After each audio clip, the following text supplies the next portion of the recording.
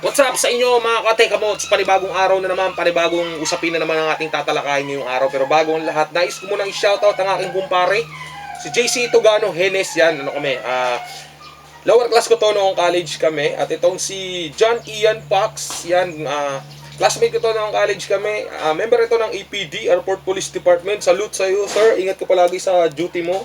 At itong si Michael Monticalvo, yan, best friend ko yan, si Michael Monticalvo, kababata ko to.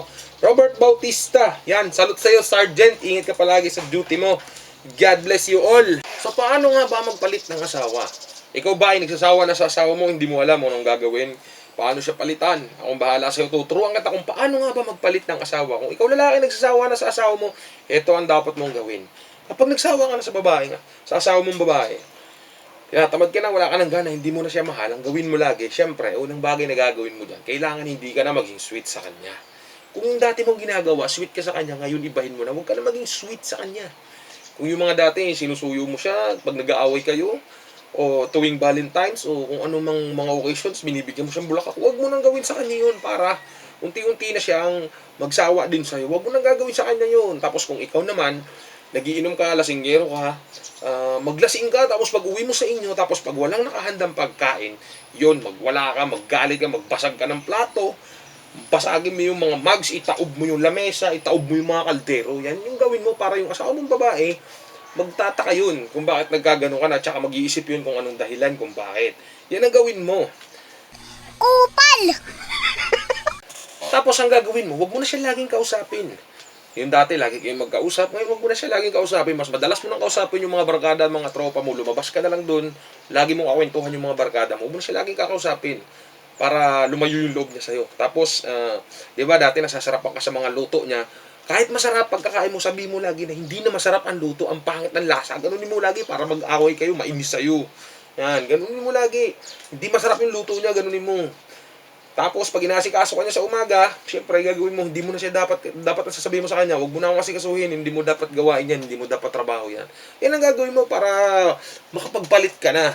Kupal! Tapos, pag may mga nagawang maling bagay yung asawa mo na maliliit lang, magalit ka agad. Mainis ka agad, magwala ka agad. Tapos, huwag ka nang pumayag na siya ang maglalaban ng damit mo. Dapat ikaw na maglaban ng damit mo para mahalata niya na yun. Hindi dapat na siya ang naglalaban ng damit mo. Dapat di kanya maaaring papagsilbihan pa. Huwag ka na maglaba, ikaw na maglaba ng damit mo. Tapos yung mga anniversary nyo, kalimutan mo, huwag mong alalahanin. Hantayin mo siyang mainis sa'yo at maalala niya. Tapos ikaw, kunyari, hindi mo naalala kahit naalala mo. Huwag mong alalahanin yun. Hanggang sa magsawa siya sa'yo, siya na mismo yung bibitiw. Ko pa ba'y kayang yakapin ang init ng halik sa akin? Tapos, syempre, ang gagawin mo, pag galing kang trabaho, huwag mo hayaan mo pagluto ka ng asawa mo. Dapat yung niluto niyang ulam, huwag mong kakainin. Dapat lagi mo sasabihin, kumain ka na sa labas, or busog ka pa. Yan lang lagi mong gagawin para magsawa na talaga siya sa'yo. Inisin mo ng inisin, para maghiwalay na kayo. Kupal! Tapos, hayaan mo siya gumawa ng mga gawaing bahay. Hayaan mo siyang mapagod, huwag mong tulungan. Dapat maging prinsipe ka para magsawa siya sa'yo. Humilata ka lang ng humilata maghapon. Kung wala kang trabaho, maghapon ka humilata, humiga, manood ka ng TV, mag-Netflix ka. Pero kung may trabaho ka, hayaan mo siya gumawa ng gawaing bahay, tapos laging mainit dapat ang ulo mo. Yun ang dapat gawin mo para makapagpalit ka na agad-agad. Tapos ang gawin mo, makipag-chat ka sa ibang babae. Habang kayo pa, para malibang ka rin. Tapos makipag-chat ka. Sino-sino i-chat mo, i-ready mo na agad. Para pagka break up nyo, pag hiwalay, meron ka na agad, para pagka hiwalay nyo, meron ka na agad reserva, di ba? O, nakapagpalit ka na agad. Ganun lang kadali.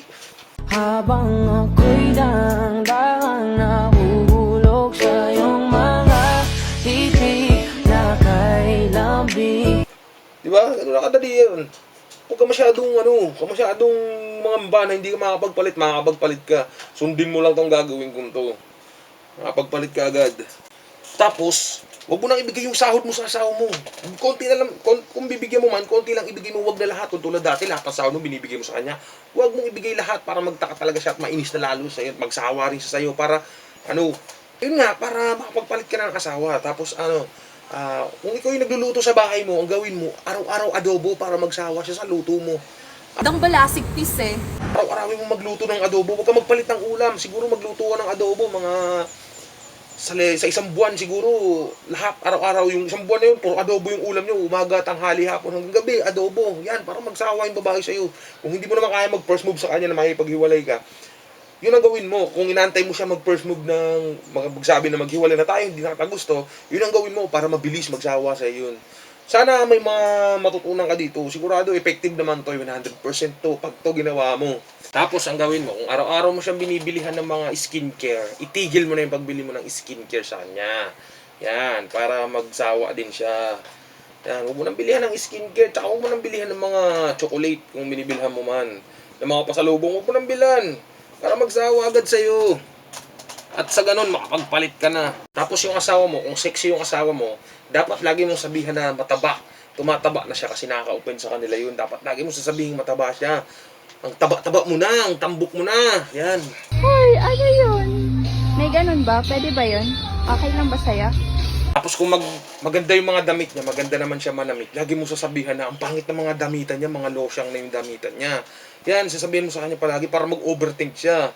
Pag di mo kaya humiwalay sa kanya, siya mismo hihiwalay sa'yo. Yan. Pero kung kaya mo namang humiwalay sa kanya, diretsahin mo na, sabihin mo na maghiwalay na tayo. Ganun lang naman kadali yun eh. So sana may natutunan kayo sa video to, pero syempre lahat naman ang pinagsasabi ko dito, joke lang naman yon. Huwag nyo gagawin yan kasi masama talaga yun. Ang pinagkaisa ng Diyos ay hindi dapat maghihiwalay kasi pinagsama na kayo ng Panginoon, di ba? Kaya nga nasabi ng Diyos, ang pinagsama niya wala na makapaghiwalay pa. Siyempre pag may mga ganyang bagay na may mga problema tayo, siyempre dapat inaayos yan. Hindi dapat inaano yan ng hiwalayan. So, ingat kayo palagi sa mga kapwa ko riders dyan. Ride safe and God bless.